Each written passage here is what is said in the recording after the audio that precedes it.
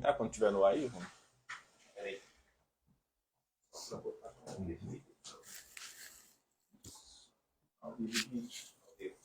Show de bola. Fala galera, 5 minutinhos a gente começa o nosso SamuCast, o videocast do mercado imobiliário. Vamos começar pelo Instagram, estou com a convidada aqui especial, saca muito, e daqui a pouquinho vocês vão conversar com ela. Vão chamando os amigos, mandando o link aí para os corretores, para os investidores em imóveis, para os advogados que querem saber mais e para os curiosos, tá bom? Só mais um minutinho e a gente vai estar começando aqui com a doutora Ana Paula Ribeiro, especialista em direito imobiliário, tá bom? Um minutinho nós vamos estar conversando aí. Aí eu estava te falando, Ana Paula, aí tem essa questão, se está na matrícula, eu já ouvi muito isso. Se está na matrícula... Você leva em consideração, se não está, você não leva. Dizem. Isso na prática. Só que esse princípio da concentração existe desde 2015. Uhum. Tinha outra lei que falava a mesma coisa. E os juízes nunca levaram em consideração Perfeito. isso. Como que eu vou levar isso em consideração agora? Perfeito. Como que eu vou saber se o juiz vai paraíso para acatar nós, ou não? né? Seria. Mas e aí o judiciário, ó? Então, assim, a boa-fé, ela está pautada na cautela. Gostei. Perfeito. Entendeu? Show de bola. Outra que eu achei muito interessante também é a questão da jurisprudência, né? Com relação a fiadores, por exemplo. O juiz já determinou que fiadores não tivessem o imóvel bem de família executado, né? Não sei se você já viu casos assim. Sim, sim. Liberou, entendeu? Sim. A questão da jurisprudência, ela é muito, como se diz, a decisão ela parte de acordo com o livre entendimento do juiz. No direito nós temos um princípio do livre convencimento.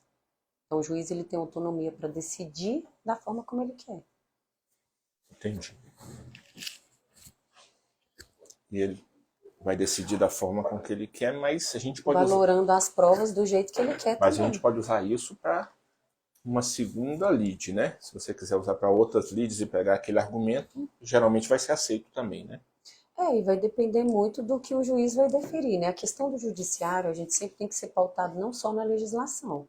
A gente sempre tem que estar calçado na jurisprudência dominante, nas decisões, nas súmulas, né? Então, assim, a legislação ela serve para nos dar um norte. Mas eu sempre falo para o meu cliente, a lei diz isso, mas o entendimento majoritário diz o quê?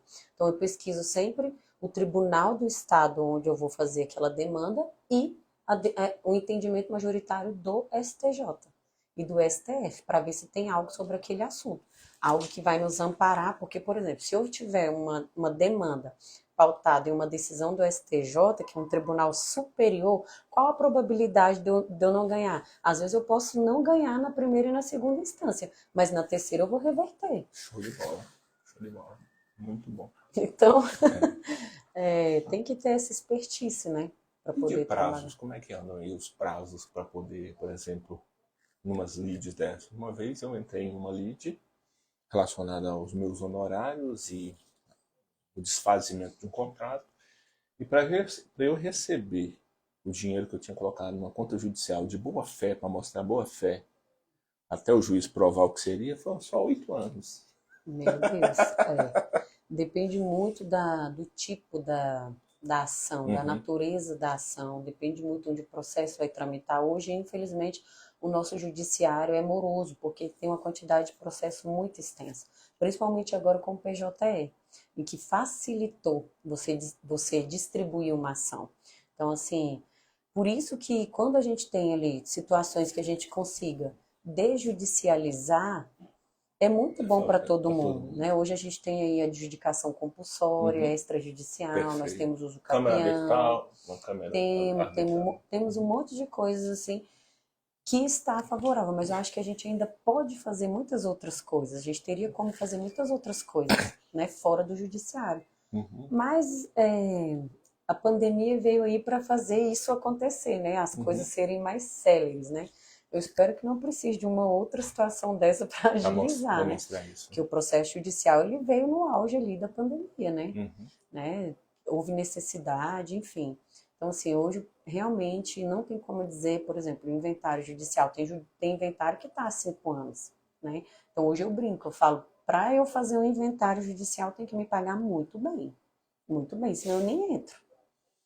Galera, 5 minutinhos. Aliás, falta 1 minutinho para começar. Já espalhou aí? SamuCast, o videocast do mercado imobiliário. Essa fera aqui, doutora Ana Paula Ribeiro, especialista em direito imobiliário, tá?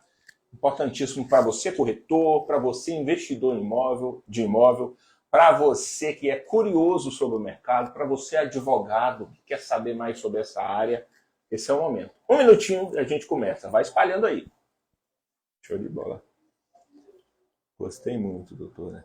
E o esposo acompanha aí na seara jurídica também. E imobiliário também, o dele, ou ele é mais abrangente? Ele é mais abrangente, ele gosta mais das questões trabalhistas, criminal, mas dentro do imobiliário, como ele está sempre ali com a gente, né, comigo, ele está sempre acompanhando também.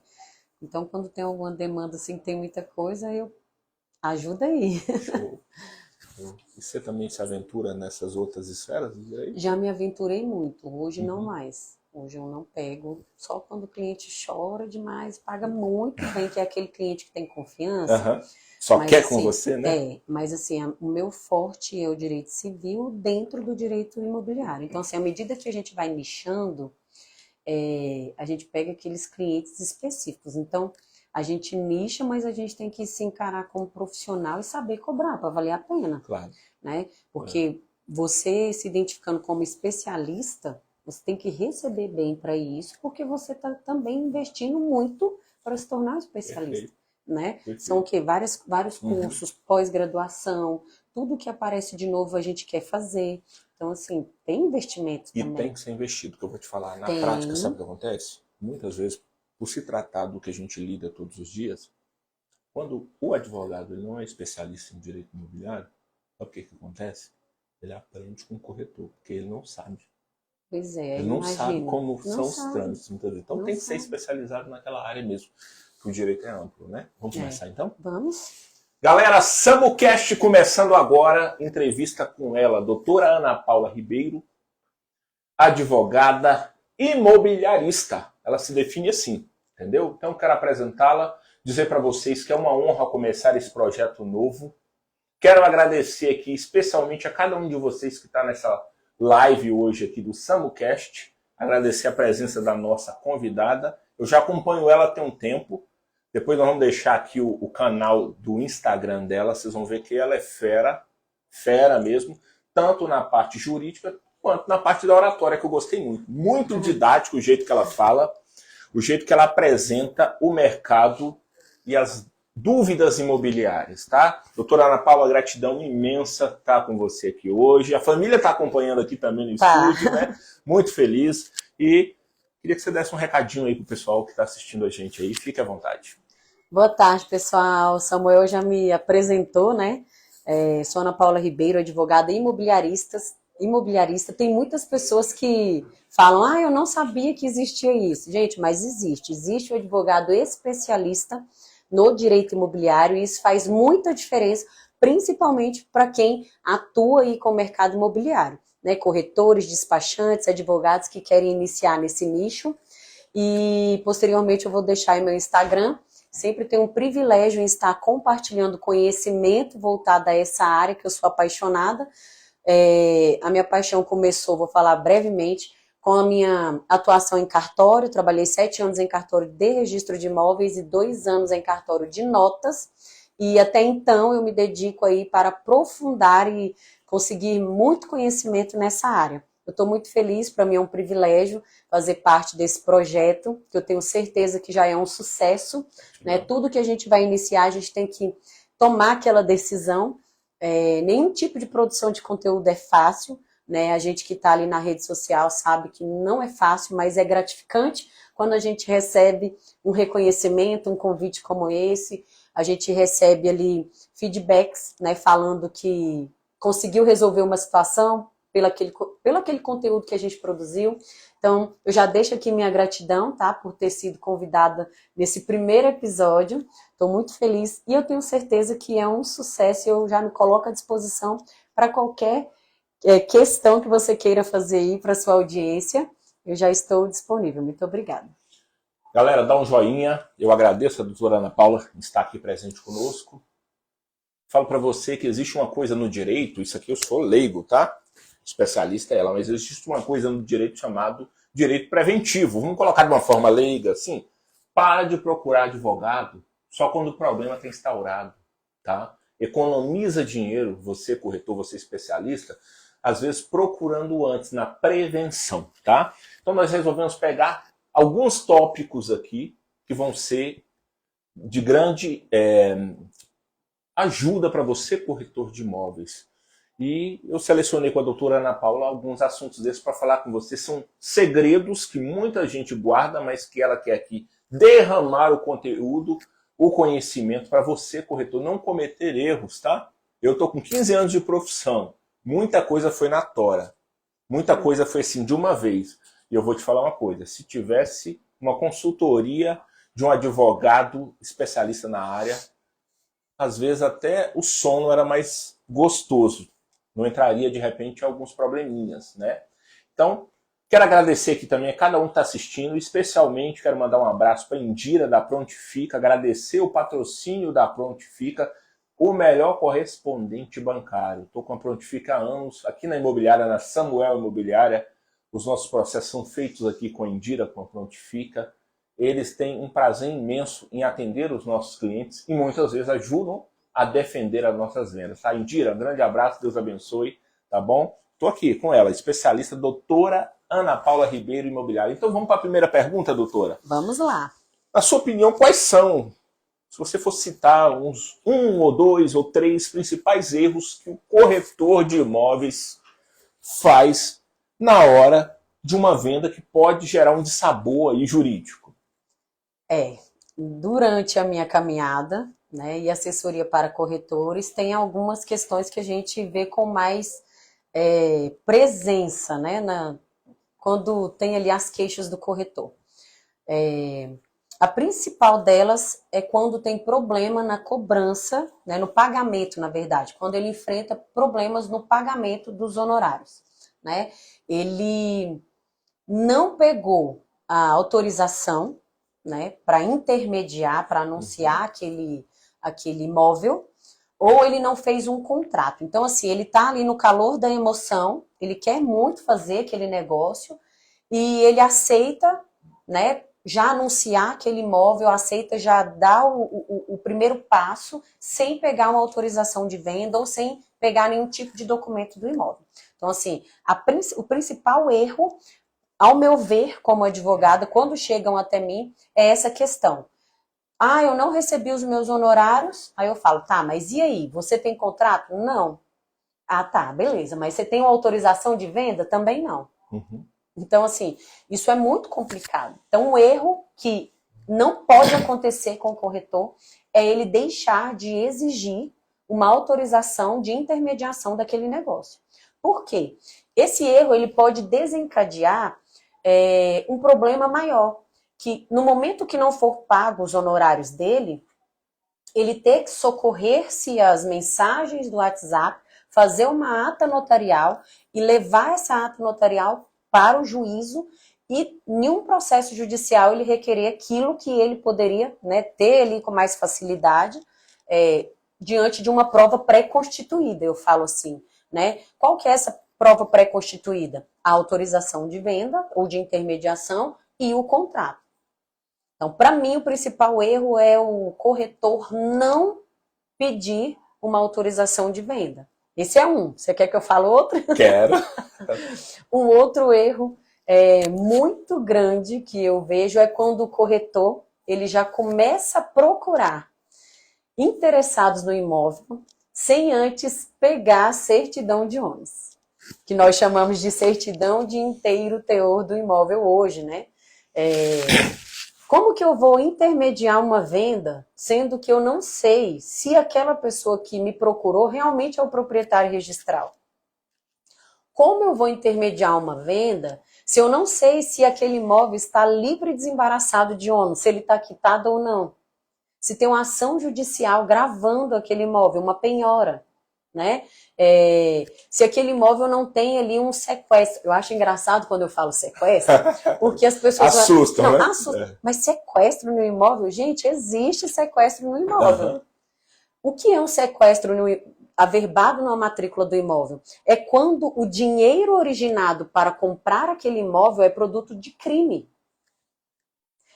Quando há um processo criminal e o juiz determina que todos os bens daquele acusado sejam bloqueados, quando a gente fala assim para entender, mas é sequestrados, é porque o juiz está compreendendo que todo aquele patrimônio que ele construiu foi oriundo de crime. Perfeito. E esse imóvel ele vai ser sequestrado.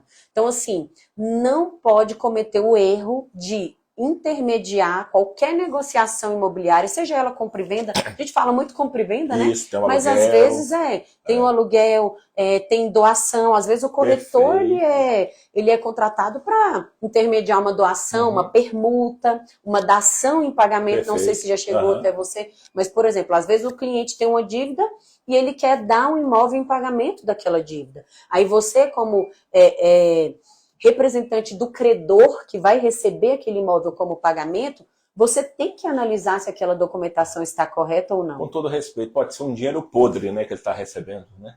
Sim. O imóvel pode representar, se mal analisado, um dinheiro podre, vamos dizer assim. Isso pode repercutir, por exemplo, em uma responsabilidade, né?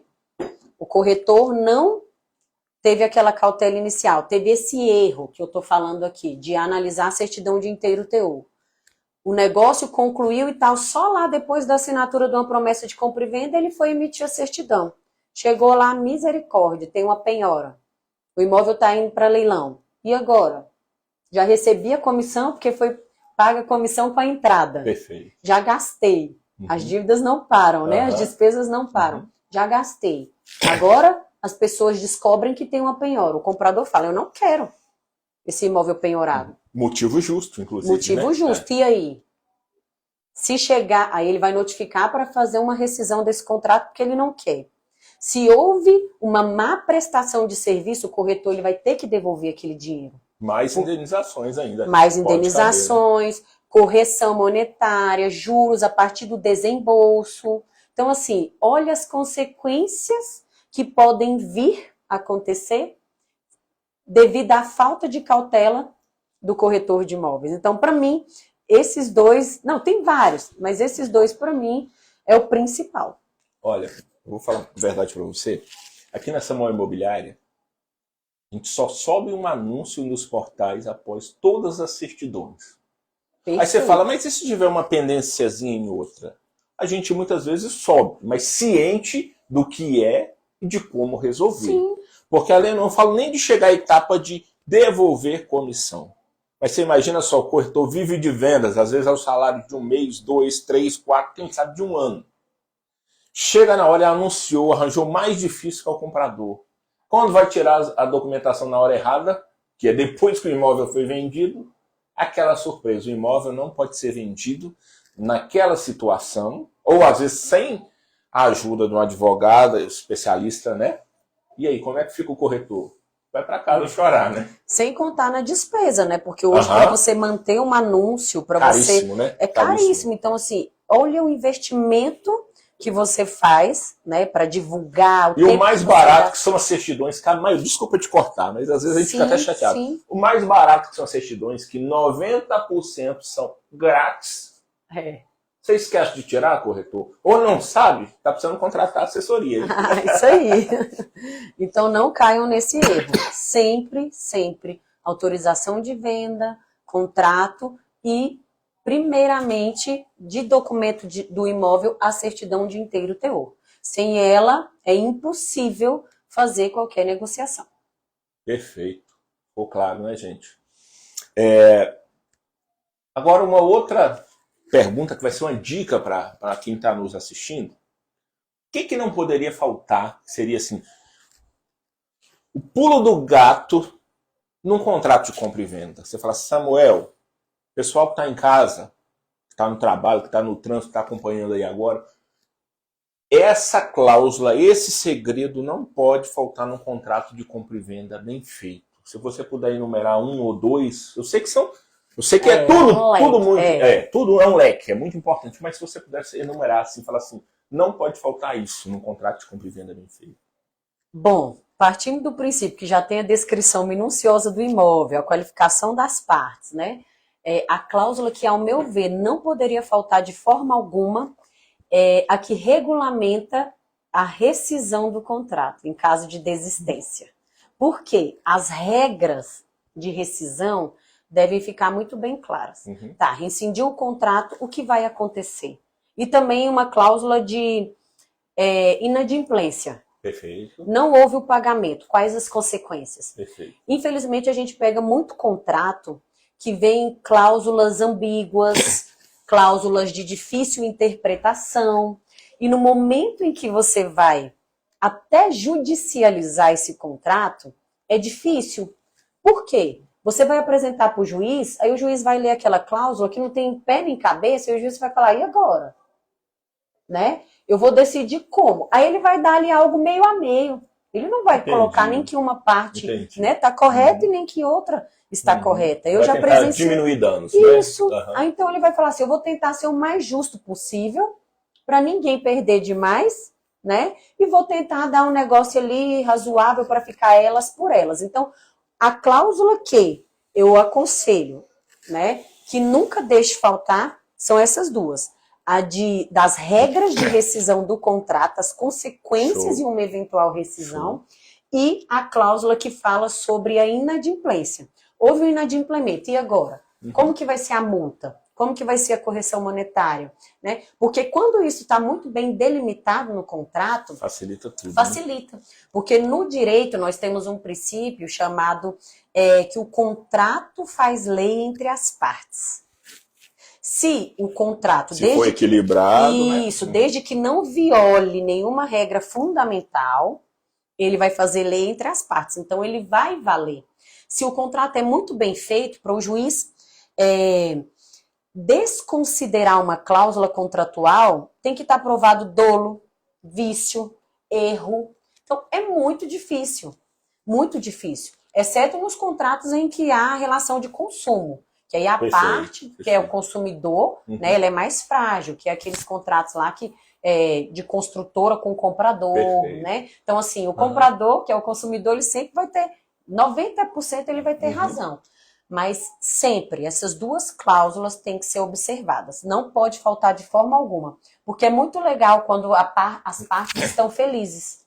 O negócio está acontecendo. Não sei se você já percebeu, quando a pessoa quer comprar um imóvel, ela se apaixona, né? Ela não quer saber o que tem, o que aconteceu. O problema é do corretor. Ela viu o nosso imóvel, o imóvel da minha vida. Ah, mas tem que... Não, mas esse é perfeito, tem não sei quantos quartos, tem uma área grande para o meu cachorro. Ele não quer saber. Só que, quando dá um probleminha e ele fica preocupado, aí ele vem com 7, 10, 15, 20 pedras na mão. Perfeito. Então, assim, um contrato muito bem feito, explicado para as partes, né?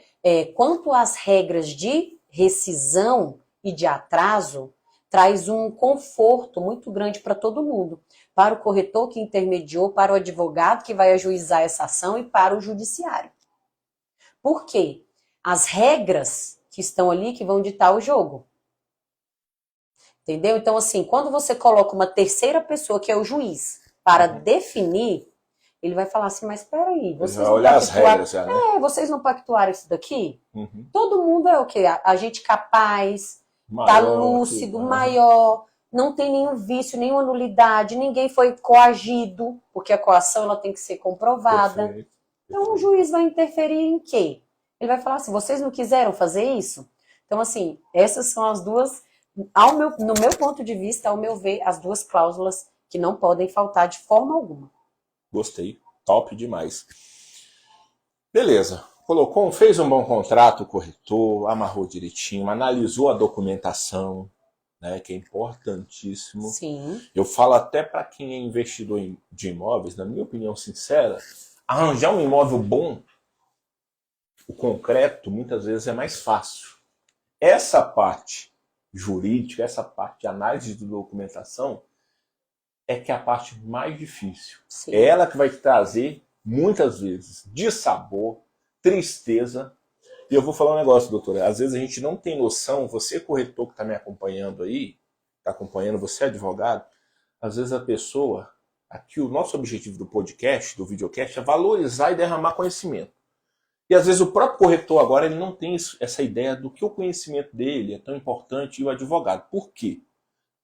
O papel do corretor, nessa jogada, ele vai ser um papel muito semelhante ao de um médico. Aí eu vou falar como. Um médico que ele faz uma cirurgia mal feita, ele pode matar. Aí você fala, e o corretor, Samuel? Totalmente diferente. O corretor ele é capaz de acabar com um casamento de família. Aí você fala, como? Dá um prejuízo numa família por negócios mal feitos, e você vai ver o que vai o casamento, o sonho da pessoa, para onde pode ir.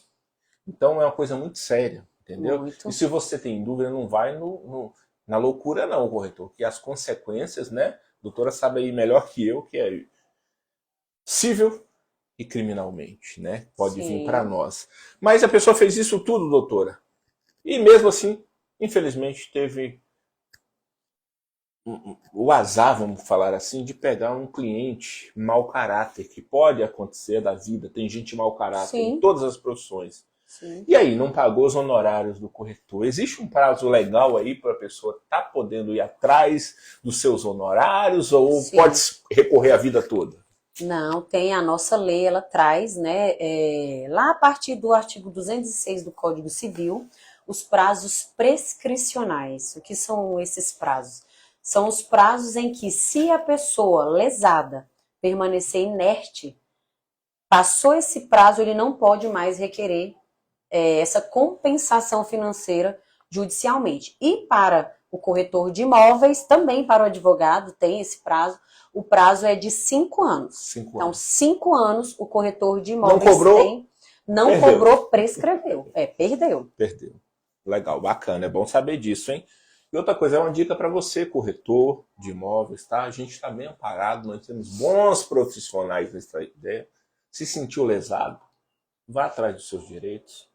Se sentiu lesado, inclusive, com um colega de classe, que infelizmente acontece, é pouco, que a nossa profissão tem caminhado, graças a Deus, para ser cada dia mais honrada, mas conversa com a doutora Ana Paula aqui em box, peça ajuda, e você vai ver que tipo de postura não cabe mais para a nossa profissão, entendeu? Verdade. Outra pergunta aí. Testemunha no contrato. Devemos ou não colocar? Ou o cartório substitui as testemunhas? Chegou lá, deu a fé pública ali. O que você acha? O que você me diz como especialista?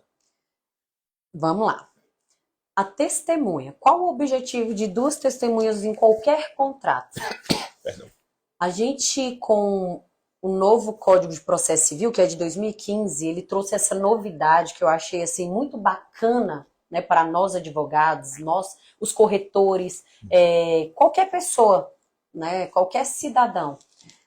A possibilidade de tornar qualquer instrumento particular um título executivo. Aí eu vou explicar. Lá no artigo 784, se eu não me engano, quando a gente faz um contrato e coloca 2 testemunhas, o Código de Processo Civil já atribui a esse documento que foi feito um caráter de título executivo, como se fosse um cheque, como se fosse uma nota promissória. E o que isso influencia para nós? Por exemplo, se hoje eu for ingressar com uma ação de cobrança, eu tenho o meu contrato, o meu não, porque o de honorários também é, mas vamos supor, tem um contrato de compra e venda de um imóvel, em que as partes aceitaram um parcelamento, certo? O comprador está em mora, em atraso, não pagou uma parcela. O que o vendedor vai fazer? Ele tem 2 opções. Ou ele ingressa com a ação de cobrança para cobrar, só que o processo de conhecimento de uma ação de cobrança ele vai ser muito longo, porque vai ter que ser intimada a parte contrária para apresentar a defesa. Aí depois da defesa, o vendedor ele pode apresentar a réplica e o processo ele vai seguir o curso normal até uma sentença.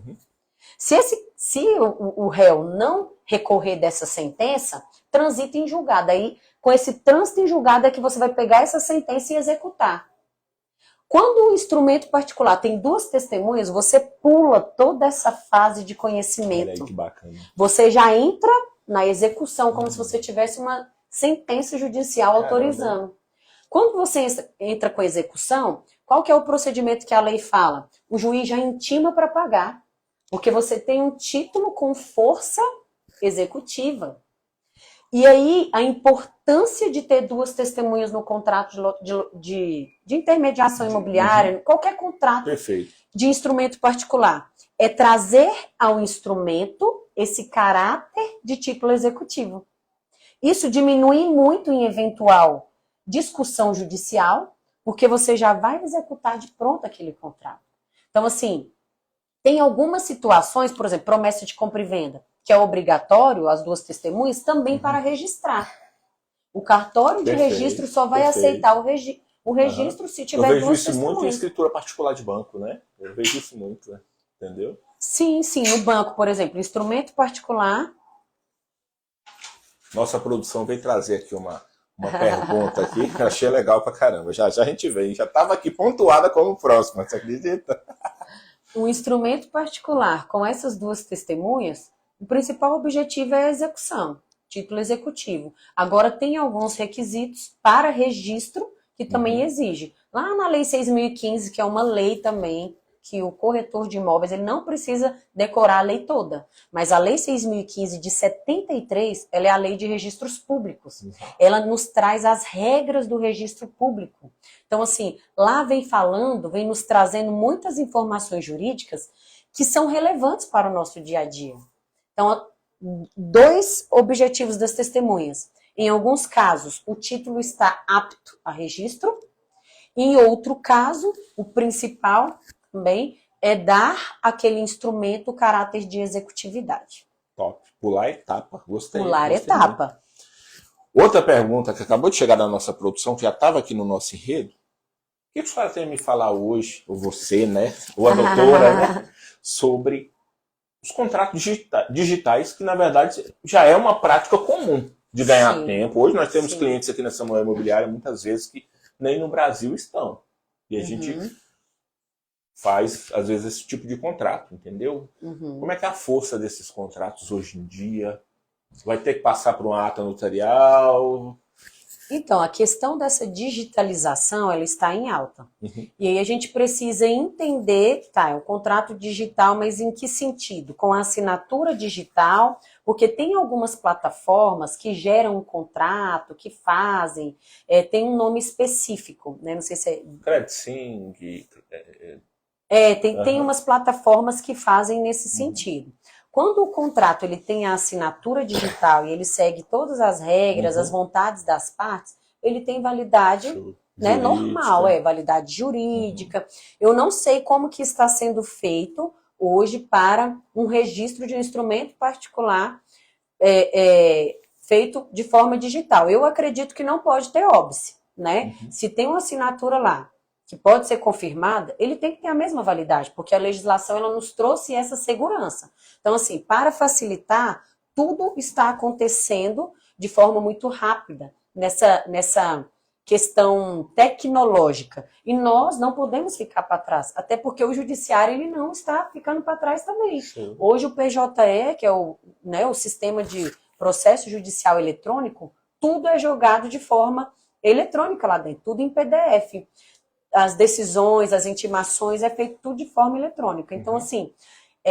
Inclusive as audiências aí, muitas vezes... Sim, está voltando de uma forma muito ainda humilde, né? Algumas presenciais. Dependendo, nem está muito bom a aceitação, né? Porque não deu uma comodidade boa para advogado, as partes, né? Hoje a gente tem uma opção, na hora que vai distribuir uma ação, fazer a escolha de juízo 100% digital. Que aí a gente vai saber que tudo vai ser feito de forma digital. Então, o contrato digital, sim, ele tem validade. É importante a gente observar cada peculiaridade de cada contrato, né? As regras de cada contrato. A gente tem aí muitas leis que vieram para tentar regulamentar isso. Então, vale, porém, a gente tem que ter umas observações específicas da natureza daquele contrato e o objetivo que a gente quer. Se vai ser registrar no cartório, ver o que o cartório exige, né? Cada estado tem a sua regulamentação, seu código de normas, o seu provimento do estado. Então, assim, direito imobiliário é lindo, mas o que é aplicado aqui no Distrito Federal não é aplicado no Goiás. né? Temos as regras federais, mas nós temos também as autonomias e competências de cada estado. E a gente tem que observar esses detalhes. Mas contrato digital, eletrônico, ele tem validade sim. Gostei. Muito top. E eu lembrei de uma coisa interessante que a gente estava conversando aqui no inbox antes, né? E eu vou falar para vocês que eu achei interessantíssimo o que a doutora comentou comigo, e eu vou jogar aqui para vocês agora, que é a questão do seguinte. Presta atenção. Ela falou comigo, nós conversando, sobre a questão de declarar valores diferentes na hora. Eu achei essa pergunta incrível. A pessoa está vendendo um imóvel, o imóvel às vezes custa 100 mil, 200 mil, 10 milhões de reais, e na hora de declarar no cartório, na escritura pública, vai lá vendedor e comprador, muitas vezes querem usar o corretor de imóveis e declarar valores menores para fugir do imposto. Antes de eu passar a palavra para a doutora, é engraçado, né? A pessoa constrói um patrimônio ao longo de uma vida inteira. E na hora de vender, ele encara que muitas vezes, o proprietário, o vendedor muitas vezes, o comprador, e até alguns tipos de corretores de imóvel, né? Acreditam que estão vendendo um picolé, uma balinha, uma bicicleta, né? Para entrar no tipo de coisa. Então, o que a senhora tem a me dizer sobre isso? Né? Que eu, com sinceridade, já ouvi, já recebi até esse tipo de proposta ao longo da caminhada. É comum. Infelizmente, é comum isso acontecer. E nós, como profissionais, quando eu falo nós, eu sempre abarco o advogado, o corretor, né, o despachante que às vezes está só ali fazendo alguma emissão de documentação, alguma coisa, mas acaba sendo perguntado. Essa questão de declarar na escritura um valor diferente do valor do negócio efetuado é muito prejudicial. No âmbito da Receita Federal, né, porque se descobrir, nunca vai descobrir. Nunca diga nunca. Possa ser que descubra e isso pode dar um problema muito grande para todo mundo. E também em relação ao direito de preferência. Porque nós temos ali na nossa legislação, né, Código Civil, essa questão do direito de preferência. Se esse imóvel estiver locado, né, como que o imóvel está lá locado, ele pode ser vendido? Pode ser perfeitamente vendido. Que é outra coisa que tem corretor que não entende, tem profissional que não entende. Foi feito um contrato de 1 ano. Eu posso vender? Pode. A lei dá autonomia para vender, desde que você respeite. Pronto. Venda é uma coisa. A lei fala. Ocupação, aí já é outro. Né? E aí, quando a gente está falando, por exemplo, dessa questão de não declaração do valor real do negócio, a gente pode trazer como exemplo um imóvel que está alocado. Vendi, beleza. Só que eu concedi ao locatário o direito de preferência? Ele tem o direito de preferência. Ele tem o direito de saber o valor que vai ser vendido para um terceiro, caso ele não queira. Ele entrar em liberdade de escolha, livre concorrência. Isso, a forma de pagamento. Ele tem direito de ter à disposição dele a documentação. A lei fala isso, que na notificação, o vendedor tem que falar para ele o local e quais os documentos estarão disponíveis para que ele confira. E aí, suponhamos que nessa venda, você não concedeu o direito de preferência. E aí você vendeu, o imóvel valia 300 mil, você colocou 150 mil. O inquilino vai lá e tem o direito de comprar por quanto? 150 mil. Isso aí você está me falando, já vi caso prático disso. Pois é. Já vi caso prático. E aí, o que acontece? Inclusive, eu vou te falar, meu entendimento, escritura pode ser até anulada, dependendo. Você sabe por que pode ser anulado? Eu te explico juridicamente. Porque está ocorrendo ali uma simulação. E a nossa lei fala que simulação de negócio é nulo. Não é anulado. E tem uma diferença muito tênue nessa linha aí, de nulo e anulado. O anulado, ele pode se convalidar. O que é isso? Ele pode passar a valer. Ele é anulado. Pode passar a valer, se as partes concordarem, se foi um vício muito simples. Agora, o nulo, ele é nulo de pleno direito, pronto e acabou. Ele não pode ser convalidado. E aí o juiz vem e fala, olha, reconheça a nulidade disso daqui. Nulo é como se nunca existiu, porque não preenche os requisitos jurídicos de constituição de um negócio. Então, essa questão de não declaração do valor correto na escritura, acontece isso, principalmente ao que tange ao direito de preferência. Aí o comprador tem direito de ingressar com a ação, falar, excelência, eu descobri que o imóvel foi vendido por 150 mil, tá aqui a certidão de matrícula atualizada, eu sou inquilino, tá aqui o contrato, não me concederam o direito de preferência, por esse preço aí eu tenho intenção de comprar um imóvel, tá aqui, ó. Doutora, nosso tempo acabou.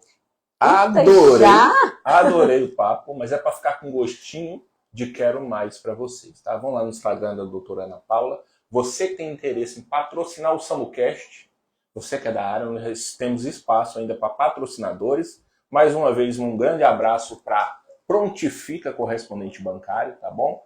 E tem surpresa. Semana que vem nós vamos falar sobre inteligência artificial. Ah, legal. Eu tô sem... a produção traz para mim um retorno aqui para eu poder ver as perguntas.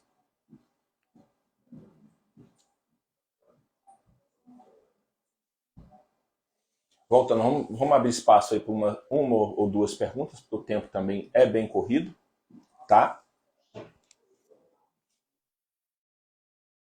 Passou rápido, né? Passou rápido, né? É porque a coisa conversar andou. sobre direito imobiliário E para quem gosta, né? A gente nem vê, né? Entendeu? Então, pessoal, SamuCast, espalha aí, entra no canal da doutora Ana Paula. Uma pergunta aqui que fizeram para vocês é a seguinte, vocês são de direito. Qual a melhor forma de nos proteger? Seção de direito. Qual a melhor forma de nos proteger? Ai. Nós temos duas modalidades de seção de direito. Vai depender qual que ele está explicando, perguntando. Nós temos a seção de direitos da promessa de compra e venda. Na verdade, 3. Nós temos a seção de direitos hereditários. Perfeito. E nós temos a seção de direito, que é aquele contrato de gaveta de imóvel irregular.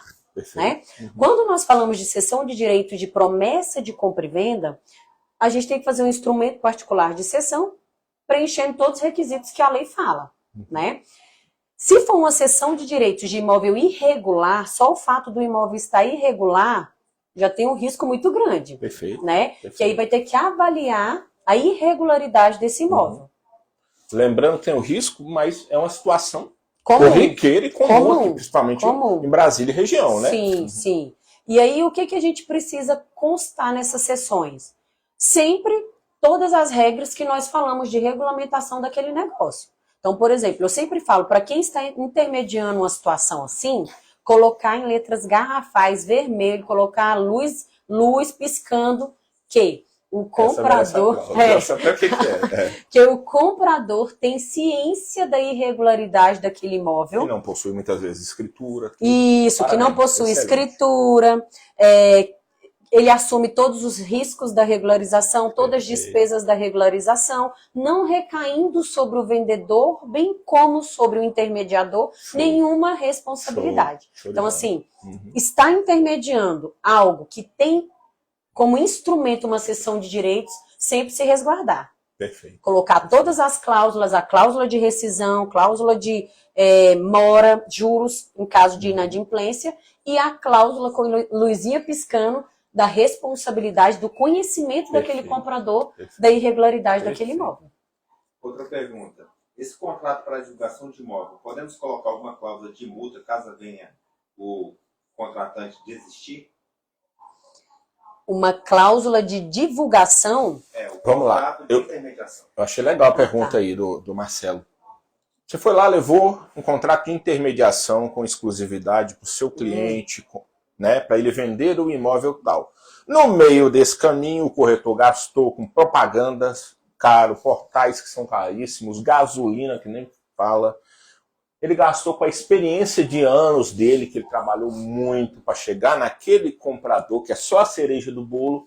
E quando ele chegou lá, está caminhando, o proprietário fala, desistiu de vender o imóvel. Aí ele quer saber se existe uma multa. Se pode ser cobrado uma multa por isso, pelo trabalho dele feito, mesmo sem realizar a venda. Eu entendo que sim, mas eu oriento colocar uma cláusula, quando o contrato, né, tem a exclusividade, perfeito, né, claro, isso. O contrato tem que ser de exclusividade e colocar uma cláusula dizendo que, havendo desistência do vendedor de forma imotivada, o intermediador fará jus à reparação, o ressarcimento de todos os custos de divulgação, todas as despesas que ele, né, teve que tirar do bolso para poder realizar aquilo. A lei, ela não traz nenhuma objeção em relação a isso. Porque, na verdade, essa pergunta, doutora, até te interrompendo, ela tem muito a ver com o seguinte: infelizmente, muitas vezes os advogados, os corretores, às vezes, como tem alguns maus profissionais na profissão, eles são julgados como massa, muitas vezes. E aí um trabalho bem feito é o que vai mudar essa atitude. Mas muitas vezes, infelizmente, o comprador ou vendedor, muitas vezes, tem também o caso da desonestidade. Sim, que é o seguinte: ele vai lá, usou nossos termos, o comprador volta no imóvel e fala: cancela o contrato de exclusividade com ele, porque eu quero comprar. Será que essa indenização pode chegar ao nível do valor da comissão, ou tem que ser provado que foi vendido para ele primeiro para receber a comissão? Tem que ser provado que foi vendido. Perfeito. São duas coisas diferentes. São duas coisas diferentes. A primeira que foi relacionada à pergunta é no caso de reparação, né? Caso o vendedor desista. Aí a gente está supondo que não, ele desistiu e pronto. Ele não vai concluir o negócio de forma oculta com aquele comprador que você apresentou. Partindo a primeira opção. fé. Isso, a primeira opção. Ele desistiu de vender. Perfeito. Pode ter cláusula, sim, de reparação, e isso tem que constar de forma muito clara. E quando eu falo, não é brincando, coloque em vermelho. Claro mesmo. Gostei. Em vermelho. Eu falei isso numa live que eu fiz a semana passada. Essa aqui na Samuel Imobiliária, a gente sempre coloca, quando é imóvel região de Vicente Pires, algum imóvel que ainda não está totalmente regularizado, a gente coloca em letras garrafais mesmo. Pode colocar o presente imóvel não possui escritura, as partes estão cientes, né? Porque para deixar a coisa bem transparente mesmo. Né? Porque chegando lá no judiciário, como que vai dizer? Eu ainda colocaria em vermelho. O juiz vai falar, Gostei essa do cláusula vermelho, aqui vermelha, você não viu? É impossível. É impossível. Perfeito. Entendeu? Aí, voltando à questão da pergunta, que você já utilizou outra, agora, por exemplo, se o vendedor desistiu, tá fingindo que desistiu de vender.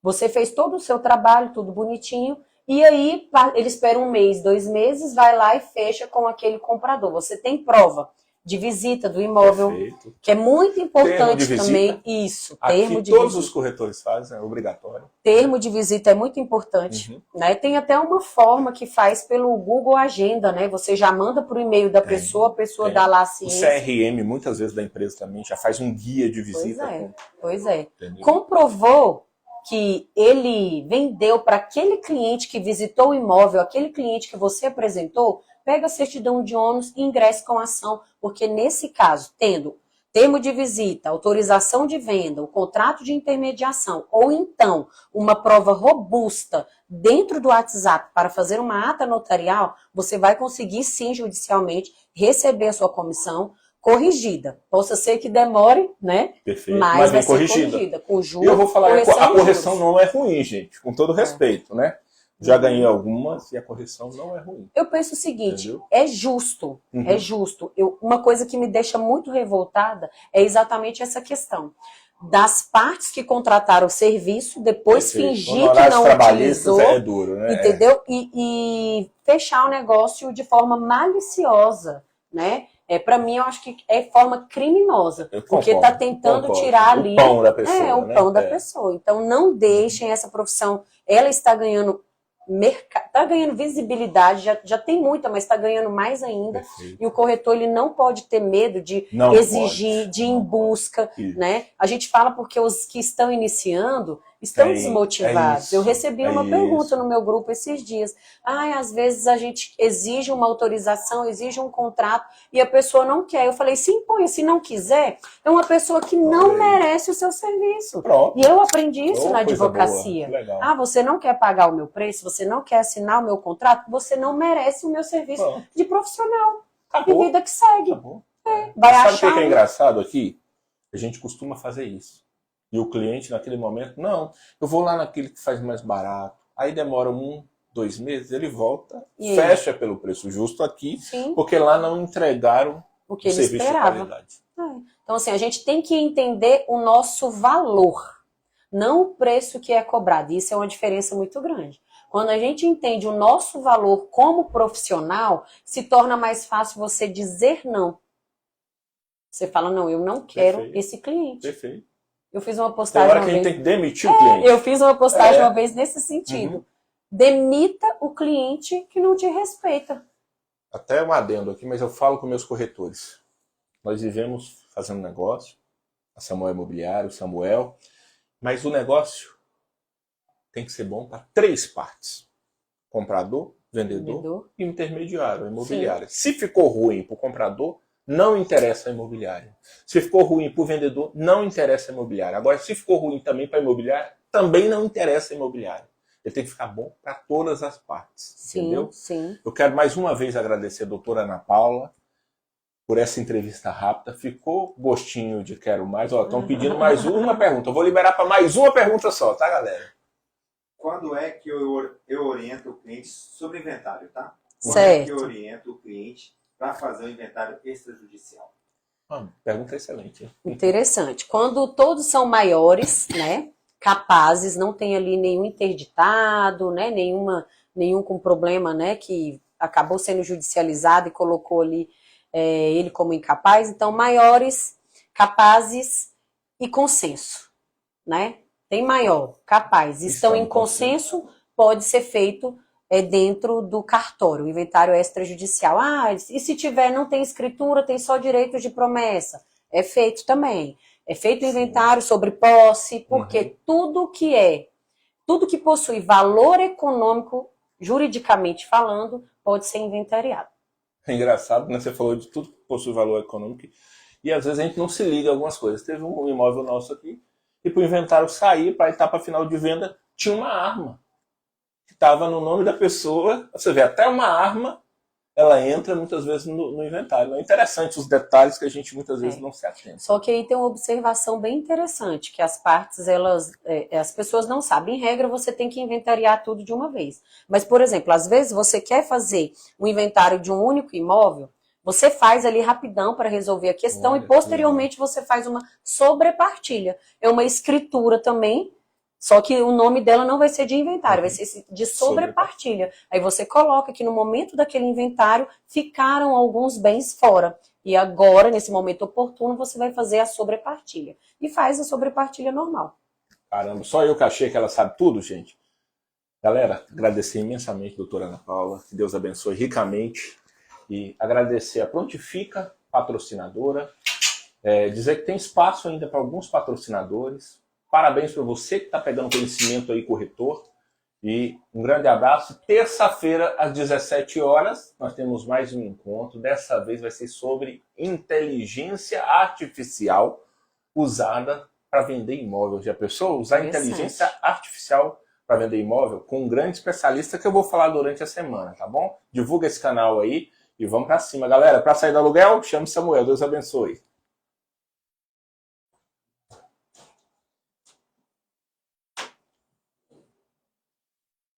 É muita coisa.